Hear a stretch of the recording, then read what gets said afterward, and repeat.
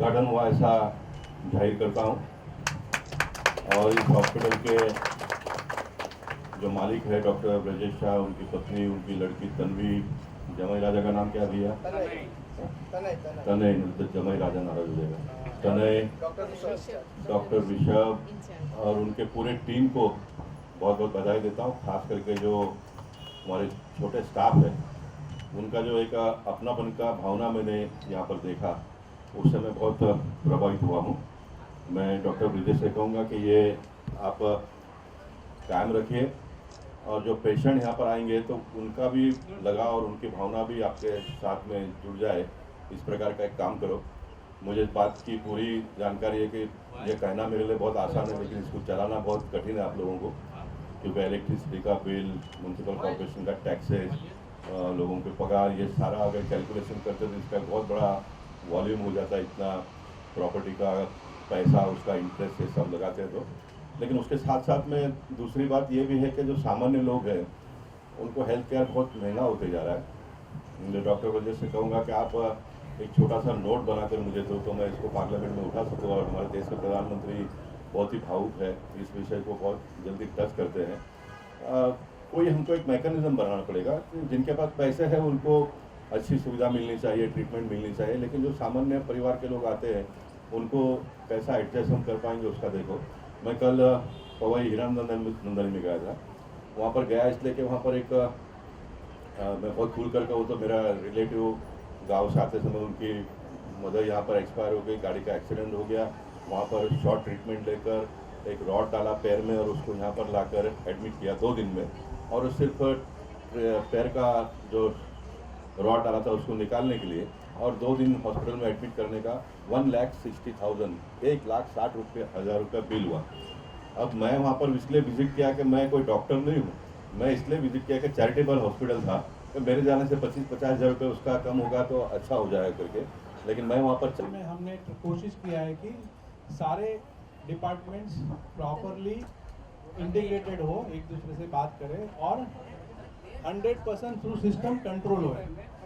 उसमें से एक है EICU, यानी इलेक्ट्रॉनिकली मैनेज ICU। तो हमारे को अगर ये ICU नहीं रहते तो हम ट्रेडिशनली कैसे काम करते हैं कि अगर पेशेंट ICU में सीरियस है तो कंसल्टेंट, समझो कार्डियोलॉजिस्ट है या फिजिशियन है, जब बाहर जाते हैं तो उनको हर वक्त उसके रिपोर्ट्स जानने की बहुत ज़रूरत है कि इसका पल्स कितना है, BP कितना है, ECG में क्या गड़बड़ है, आउटपुट, यूरिन आउटपुट कितना है, ये सब जानकारी तुरंत चाहिए होती है। पर क्या होता है, बाहर रहते हैं तो यहाँ पे फ़ोन करते हैं तो शायद डॉक्टर्स बिजी रहेंगे, फ़ोन लगा नहीं, उठा नहीं पाए, ऐसे जान से उनको तुरंत इन्फॉर्मेशन नहीं मिलती है। तो अभी हमने क्या किया कि EICU है तो उसके हर कंसल्टेंट के मोबाइल पे एक ऐप डाल दिया है कि उससे जो भी ICU के अंदर मॉनिटर रहते हैं उसमें temperature, pulse, respiration, BP, ECG, output, वो सब अपने आप उनको बिना पूछे उसके मोबाइल पे ऐप पे दिखता है। यानी डॉक्टर कंसल्टेंट को हॉस्पिटल के ICU में फ़ोन करने की या उनको बताने की ज़रूरत नहीं पड़ती है, जिससे डॉक्टर की एंग्जाइटी कम होती है कि यार मेरा पेशेंट ठीक है कि नहीं ICU में, और पेशेंट को भी सिक्योरिटी मिलती है कि मुझे मेरा कंसल्टेंट दुनिया के कहीं भी कोई भी कोने में है, वो मुझे मॉनिटर करते हैं। तो दोनों जन का एंग्जाइटी कम होता है, सिक्योर फील होता है। तो ये एक सिस्टम बनाने से हमारा हर पेशेंट को सिक्योर हैंड्स में हो जाता है। उसके अलावा जितने भी पेशेंट एडमिट होते हैं तो उसके ब्लड रिपोर्ट, एक्सरे, ECG हर बार डॉक्टर ऑन ड्यूटी, जिसको RMO बोलते हैं, उनको कंसल्टेंट को इन्फॉर्म करना पड़ता है। तो एवरी टाइम, नमस्ते सर, आइए सर। पेशेंट को सबसे पहला क्या होता है कि अगर कोई ICU में पेशेंट है तो उसको पता चलेगा कि कंसल्टेंट मेरा मॉनिटर रियल टाइम कर सकता है, तो आधा स्ट्रेस तो उसको चले जाता है, क्योंकि कंसल्टेंट अगर सामने है तो उसको अच्छा लगता है, पर जब चले गया उसको 2-4 सवाल आता है, अरे कंसल्टेंट को ये मालूम है कि नहीं, मेरा ये रिपोर्ट आया, पता है कि नहीं, वो एंग्जाइटी रहती है। पर अभी उसको पता चला कि रियल टाइम 24/7 मेरा कंसल्टेंट ये देख सकता है, ये यहाँ के ड्यूटी के डॉक्टर को फ़ोन करके मैसेज करने का, बताने की ज़रूरत ही नहीं है। तो उससे बहुत सेंस ऑफ सिक्योरिटी फील होता है, और गुड नंबर ऑफ बीमारी सिर्फ ये सेंस ऑफ सिक्योरिटी से ही चली जाती है। एक कॉन्फिडेंट बनता है कि हाँ मेरा डॉक्टर ठीक से देख सकता है, 100% मैं मॉनिटर हूँ, तो स्ट्रेस लेवल चले जाता है। नॉट ओनली पेशेंट, डॉक्टर को भी बहुत कंफर्टेबल हो जाता है कि अरे मेरा तो हर चीज़ मैं मॉनिटर कर सकता हूँ, पेशेंट का स्ट्रेस, मुझे रात को 2 बजे भी अगर कुछ गड़बड़ रहेगा तो मुझे पता चला, मुझे पूछने का जरूरत नहीं पड़ेगा। थैंक यू सर, आपने देखा ही नहीं हॉस्पिटल तो सर थोड़ा तो शुक्रगुजार हूँ एपेक्स हॉस्पिटल के जो प्रमुख है, मालिक है, ब्रिजेश शाह जी। हमारे बोरीवली में कम से कम नहीं बोला तो उनके 3 या 4 हॉस्पिटल है, 6 हॉस्पिटल एसिस में। और सबसे बड़ी बात कि जो चंदावकर लेन में जो हॉस्पिटल है, वहाँ महात्मा फुले गांधी योजना जो है उसका पूरी तरह से वो लोग उसका गरीबों को सहायता करते हैं। आज इतने आरोग्य के बारे में कल भी उद्धव साहब ने बताया कि आरोग्य के बारे में हमारा देश बहुत पीछे है। हमने कोरोना के काल में देखा होगा, हमारे देश में मोटर में कोरोना में आरोग्य की बहुत अच्छी से देखभाल की।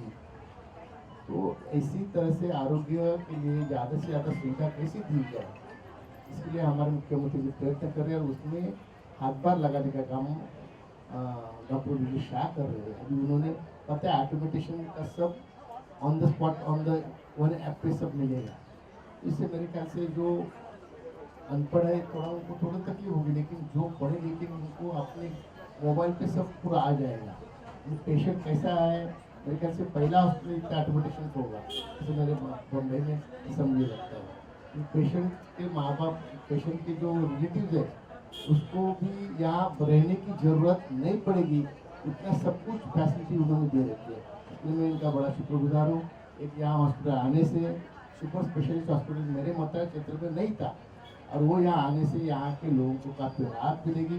मैं इनको ये कहूँगा कि इसमें भी अगर शासन की मदद लगती है तो हमारा शासन है, मंत्री महोदय हमारे, तो यहाँ भी महात्मा फुले योजना अगर वो यहाँ भी लागू करेंगे, यहाँ जो झुग्गी झोंपड़ी है, झोपड़पट्टी बहुत बड़े पैमाने पे और गरीब लोग ज़्यादा रहते हैं, तो उनको भी इतने अच्छे हॉस्पिटल में उनको ये इतना अच्छा हॉस्पिटल देखने का क्या देखने की चांस मिलेगा उनको। तो ऐसा भाई इतने अच्छे हॉस्पिटल में वो कहाँ जाते, शताब्दी और छोटे मोटे हॉस्पिटल में जाते हैं।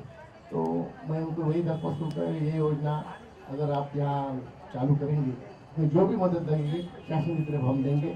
मैं उनका बहुत तहे दिल से शुक्रगुजार हूँ कि उन्होंने एक अच्छा हॉस्पिटल हमारे एरिया में लाया। Thank you.